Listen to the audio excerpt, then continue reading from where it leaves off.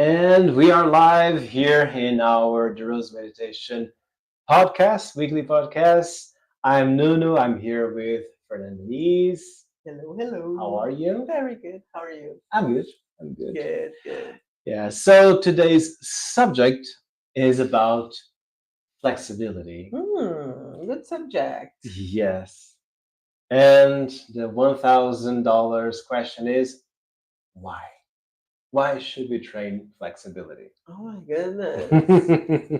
I would say it's $1,000,000 reason, maybe. Probably. $1,000 is a good one, but $1,000,000 is better. I would say for everything. And when you talk about flexibility, I can think about physical flexibility, but I also think about having a flexible way of life, which means being able to change. Mhm. And I would say they are pretty well connected between them. But I would say you're talking about physical flexibility. Yeah. I'm talking about both. Okay. Okay. I think the first part we will talk about the physical part of Mhm. flexibility, Mhm. and then we jump to the second uh, part, which is the other flexibilities that we can develop within Nice. our method. Nice. Okay. Good, good. Okay. Why should we have flexibility? You know that I have this sentence that I want to die very old or very young, the oldest possible. Sounds good. So, in order to live long, we have to be able to move around. We have to be able to have independency in our daily life. And if we talk about flexibility, for me, more than doing impossible things, because when I was 18 or 20, my flexibility was about bringing my foot here in my head or my leg here and things like that. That was my goal when I was in my 18, 20, 22. But when I think about flexibility today that I'm 48, I would say it's more related to aging in a good, an independent way and being able to do anything in my daily life in order to live longer and with a lot of quality of life, because this is Mhm. what most for me. So if you ask me why flexibility, I would say that. Nice, nice. If I ask myself the Uh-huh. same question and having the experience of our classes, the absence of flexibility, Mhm. it really messes up the quality of your class. Mhm. Okay, you're gonna have a lot of difficulties. Uh, most of the things will be extremely challenged. Simple things as sitting on the floor, like we are here, and doing some breath work or whatever, and being able to stay Mhm. flexible, to stay stable. Kind of Yes.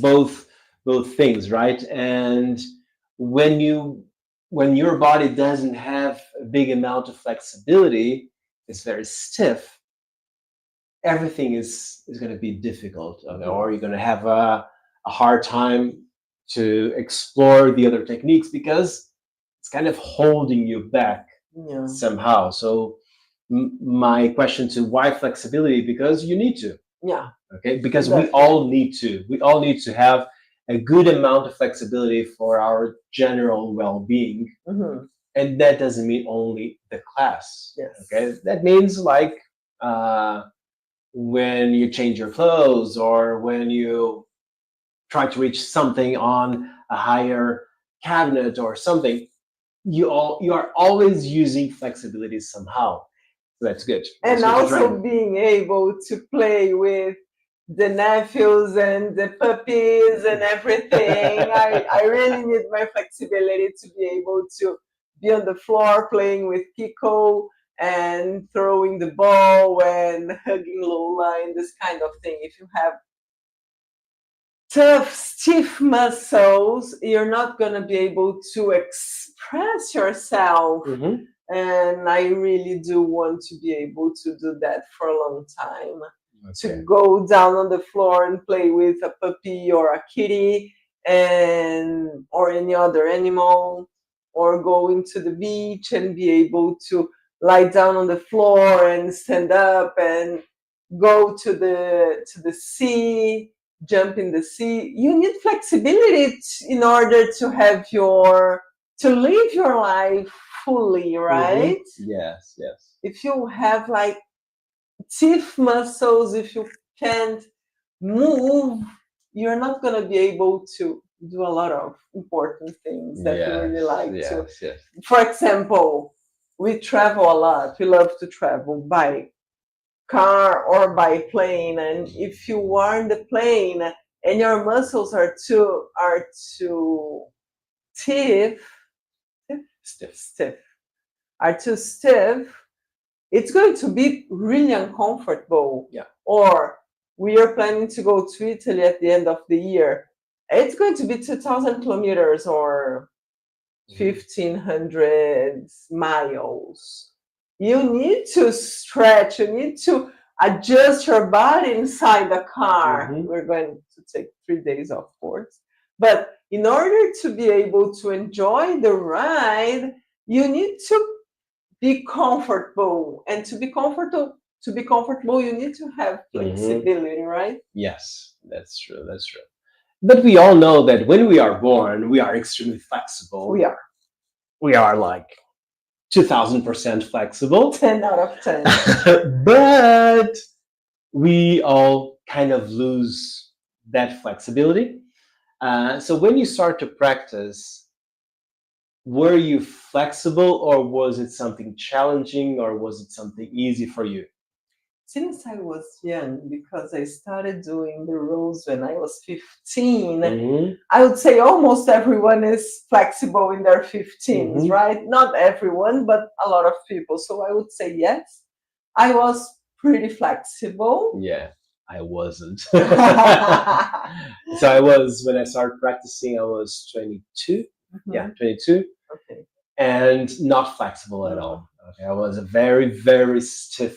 Uh-huh. I have my body wasn't comfortable with most of the things, and flexibility was holding me back. I was like, I was sitting on the floor like this, my knees were way up higher, and Uh-huh. always feeling that I'm going to fall on my Uh-huh. back Uh-huh. constantly. Yeah. That was my default uh, status, like in this position. So it took me a while to bring the knees down, to improve the alignment of my spine, and that was through flexibility. Mhm. But also because your background was more related to arts, not sports. I And know. my background, like one of the things we always did in my family was sports, body related Yeah, yeah. things. Hmm. So it's a factor that cannot be ignored, Yeah, yeah, right? yeah. Because you were the person that had the guitar and was playing the guitar, Mhm. maybe reading and And things like drawing a that. lot. Yeah. Drawing, not moving your body back then. No, no, no, not at all. And so the thing is, if you're not flexible, there's a chance. And not only for 22. No, no, no, no worries. Um, One of the interesting thing about the flexibility in Mhm. our classes, when we have asana, when we have the body techniques, is they are as important as strength, as balance, as breathing, as all the other techniques. While in sports, most of the times the flexibility it is related to a quick warm up Mhm. or a final stretch at the end. We see it at the gym that people do like do it very Limited. limited, small, in a small quantity, and it's like very scratching the surface of what flexibility can bring to you. Yeah, true. And so it's most of the times outside of the core of the exercise. While in our classes, even though that's not the purpose, it is as important as the other groups of techniques. Yes. Um, how does that impact, on your opinion as a teacher, the progress of our students? Oh, it does a lot, a lot. Even those people that do sports, I was thinking about them. We are following the U.S. Open. If Hmm. they have strong but flexible muscles, the chances of getting hurt, they are way lower. Yeah. But if you're not a sports person, but you walk in the streets, you carry things like this kind of thing, if you have a flexible body, the chances like your muscle is being worked out, Hmm. not only by strengthening, but also moving. Flexibility is related to movement a Hmm. lot. Yeah. In our classes, if you're not flexible, for example, we are here talking and in this position, me and you. If you are not flexible, if you're not able to be seated in the position for 10 or 15 minutes, if your knee starts to hurt or your back, because you're not used to be seated on the floor, you're not going to be able to do a meditation exercise because your body's Hmm. calling your attention in an intense way. So you need to work on your flexibility to be able to do more subtle techniques like breathing exercises or like meditation exercises. Hmm. So the strength and the flexibility, they are connected to being able to enjoy your practice. Hmm. Uh, for example, inside the body techniques, the ones that I love the most are the torsions. Hmm. If you don't have a flexibility to do a decent, it doesn't have to be great, but it has to be decent, because the flexibility of your spine, of your vertebrae, they are related with the health of your spine. Hmm. And your spine is one of the most important parts of your body and related to your longevity and related to being able to sit and to enjoy the practice. So it's really important. More than important. It's essential Hmm. to work on the flexibility as much as the strength. Hmm. That's correct. That's so true.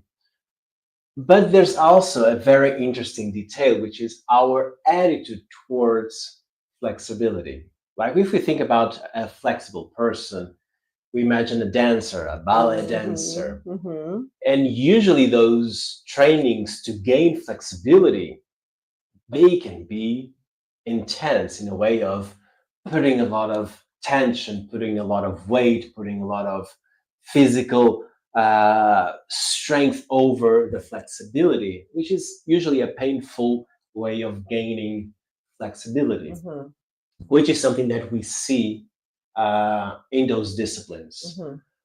But the way that we teach is different, is Yes. unique. Yes. Okay, that's why when we say it's the most ancestral way of training, it's because so at the same time so different, but so related to our roots, to more of a natural or empiric way of moving and training the body in a Mhm. mindful way. Okay, so talking about flexibility, what are the key elements in our approach to flexibility, how to gain flexibility, how to not be a painful or stressful or uh, tears on your a cheerful Okay, exercise. okay, yeah. Since we are this really ancestral way of training, we have our roots in a matriarchal society. So we don't do things in this way to oppress. We work respecting. And the flexibility of the body and the flexibility, it's not the end. It's in the middle of the way. So the way, it's a completely different paradigm of seeing the world around us, and Mhm. this impacts everything, including our training.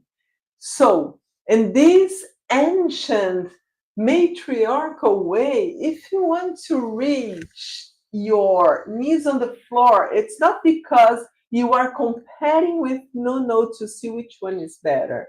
But let's do that together because our knees are going to be healthier. Okay, let's do this. Let's breathe, wait, bring the consciousness, weight the gravity to bring our knees lower and lower. And this way, respecting the body,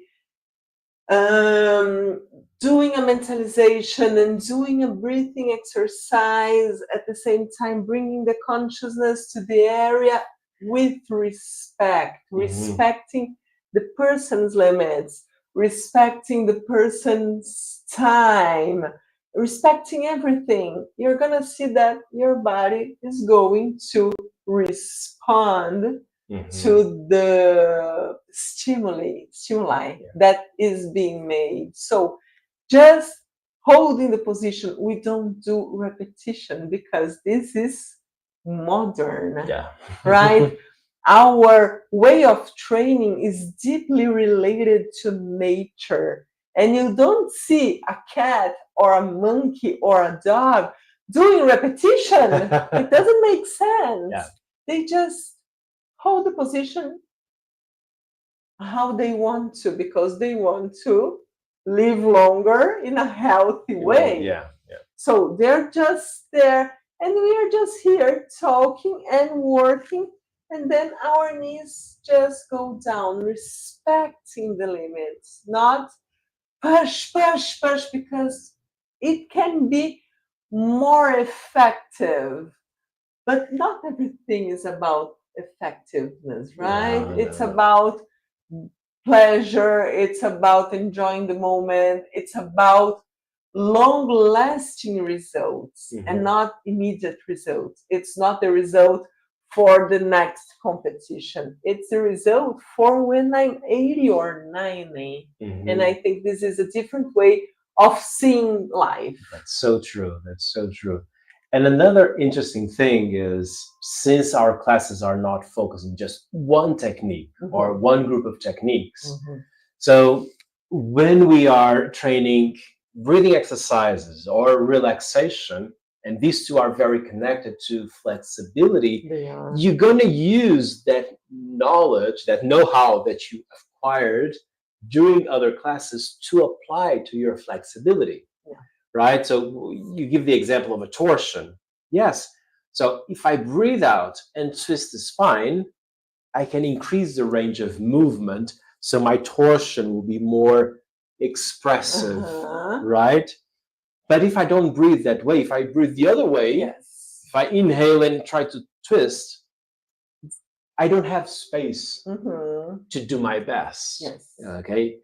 And so we are always giving the right tools so you can use them inside of the class and then of course outside of the class, but it is not just holding in pain, like if it's uncomfortable. No, I'm holding the position, but I'm using the technology of breathing, I'm using the technology of relaxing, of localizing my consciousness in a specific part, so I need to relax. And I learned that in the class. So it is so comprehensive, it's so integrated. The techniques, which is really powerful. Okay. And another interesting thing when we talk about flexibility, most of the things that we imagine, okay, imagine your forehead touching the knees in a forward flexion. Even though I might measure my progress in that distance, that is not where I localize my consciousness. No. See, it's two things, okay? That means, give you an example. I'm going to measure the distance between my forehead and my knee. Okay, it's here. But where I localize my attention is on my lower back, on my pelvic rotation. So I can actually make my whole torso move closer to the leg. And then of course, I'm going to measure my progress, but I'm not if I'm correcting someone in person, I'm not going to grab someone's head and push the head down. Forehead. No, at all. But probably I'm going to use my hands on the lower back. Mhm. Even online, I'm going to suggest it. So put your attention on your lower back and push your whole torso through your lower back against the leg. Oh, and it's just using my body awareness. Mhm. And that is so interesting how we develop that new language. It's kind of an internal language, okay? And everybody can do. If I say, pay attention to your right thumb, Mhm. left knee, Mhm. your lips, Mhm. the back of your neck. You can do that. Everybody can. It's not something woo-woo, esoterical. No, it's we do that. Mhm. We do that to grab an object. Yes. Okay. But then we go a step further. Now that you localize your attention on your neck, relax. Relax. Lose attention from your neck and relax. You can do that. It's that next step. We all can do that as well. If you're very stiff, you're going to struggle a little bit, but you can do it. You will be able to do it because I did. I was very stiff, and I consider myself as a flexible person. Okay? And now I think we can jump to the second layer of flexibility is, does it finish when your forehead touches the knee, or something else happens in your life or in your way of life that goes beyond touching Oh, the knee? yeah. Yeah, because you understand that the flexibility, it's also a trace of your personality. So when you become a flexible person, it doesn't just mean you're going to be flexible physically Yeah. in your practice. You're going to bring more flexibility to your life because it's the same person, and our practice influences our lives, and our lives also influences the practice.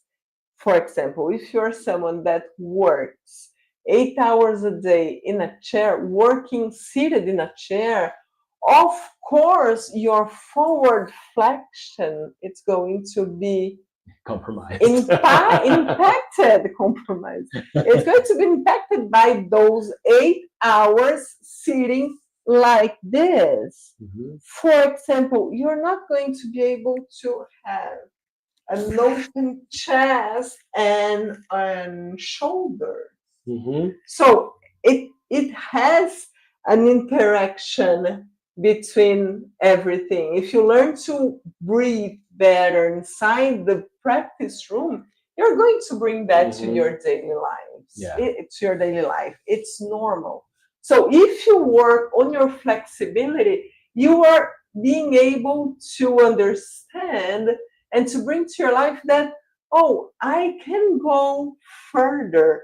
I can wait for the results. I can change. I can bring my consciousness to something that I want to change or to achieve or to improve. And you bring this ability to change and to adapt to your daily life in other moments, in different aspects, in everything. So you're gonna notice that the physical flexibility is going to have a big impact in your daily lives. For example, you planned your day to do this kind of things, but then something good or bad happens and you have to adjust.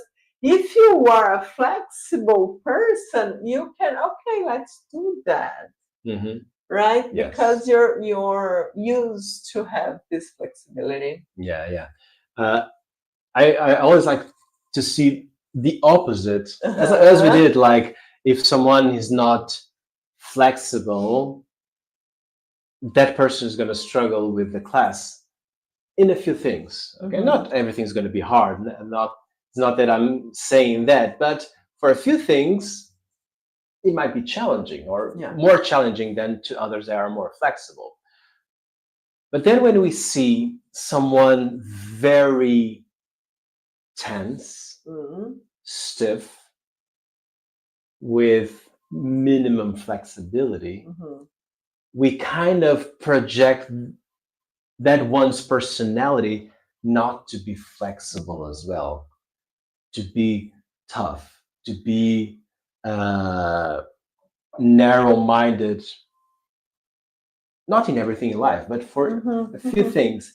While when you have a friend, there's more of a Relax. relaxed and more dancing person that Yeah. kind of you kind of expect that person to be more adaptable. And the adaptability that you've mentioned is one of the most important soft skills for today's challenges. Yeah. So that means when you train your physical flexibility, you are unlocking the other flexibilities of your personality that will help you to be more adaptable Mhm. with the situation. So it's a very good investment. Skill. Yeah, so invest on your flexibility and you develop other skills that are so important nowadays. Yeah. And so I like to see that, uh, as you've mentioned, the openness of the chest and shoulders. If you see a lecturer entering the stage with that kind of Mhm. opening, you gain that one's trust. Okay? You go, Yeah. something Yeah. is good coming. Yeah. Okay, but if you see someone very stiff, Mhm. very closed, very Mhm. yeah, I think it's closed the best word. Let's wait and see. Mhm. Okay, you're gonna you're I'm gonna gonna be step more, back. yeah, step back to see, even though that doesn't mean they are not knowledgeable about what they are going to talk, but the communication is going to be different. Yeah. You're right. Yeah, when we train our students to smile during the class, that's another thing. Yeah. Okay, you're training specific muscles. It's a kind of flexibility, but god damn, it's so impactful in that person's life. Yeah. uh, I know that some of the students, they mentioned, no, no, I was in a bad day. In the moment that you mentioned to smile, it was the turning point. Come on, two muscles, the cheeks that we were working out. They are muscles. They deserve to be Yeah. worked out. And that was the turning point of, My day. yeah, and that openness, that flexibility, that adaptability, that is part of the class as well. It's not a physical exercise, but is within the techniques. And that's so powerful, right? Yeah. I was thinking about that when you do our classes or our trainings, it's impressive all the layers that we work every class. We're not just working the strength or just the flexibility, because we pile up things in the class. So yeah, we work flexibility, we work mindfulness, we work strength, but we work breathing exercises, but we also work on how to see life, how to manage life, how to travel, and the problems that we have or the difficulties that we have to pass through them. Like it's so many different things. Mm-hmm. We do mentalizations. We work on so many different layers of our daily life, and this impact is so big that even 32 years later, I'm still impressed about that. Yeah, yeah. And I think so much of that richness or that value of our classes is in that inner dialogue during the class, because we are with our mouths shut during during the class. Okay, but the way that we react to the challenges, the way what we think during the challenges, Our what internal we've dialogue. learned from each technique, that's how we rewired our Mhm. personality into something that we believe is Yeah. better, or an improvement, or a self improvement somehow. And those layers that you are mentioning are what we want. That's the main goal of our class or our methodology is to make mindful improvements. Yeah. How? The class is a lab that we put everybody into experiments and that grow happens. Yeah. It's, True. And so good. I was thinking here, because I'm a numbers person, that when you do class online, you just open your computer and you do your practice. You don't have to commute to Mhm. arrive. So you're going to use 4% of your day in a 1 hour class. And this is going to impact so much on the other 96% of your day. That's so amazing. That's so impressive. Yeah. The difference that it makes in a day where you are able to do this 1 hour class, and those the days that you are not able Yeah. to do those classes. Yeah. So It's just 4%. Mhm. What an investment. Right? It's a good investment, right? It's really good. It's really good. Yeah, true. Very good. I think the time is up. So we could be talking about flexibility for a couple of hours more, Yes. giving a lot of examples. But the thing is, if you're not flexible, don't worry. I wasn't too. I became flexible. But with this mindset that we are sharing here, using the right tools of breathing, relaxation, patience.